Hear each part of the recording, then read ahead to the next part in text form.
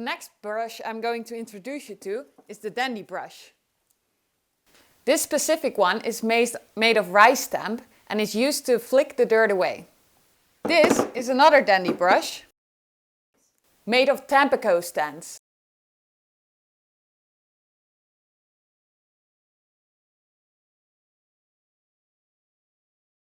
They are used to flick dirt away and off of the horse's body.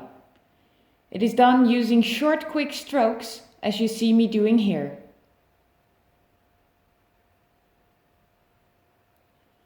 You will find either of them excellent for removing mud from the leg or belly after a workout. We carry two of them as they are excellent to use when bathing the horses. So if one is wet, you still have a dry one to use for regular grooming. Again, if these brushes become dirty, simply take the other dandy brush and brush them against one another. Then remove the hair and continue on.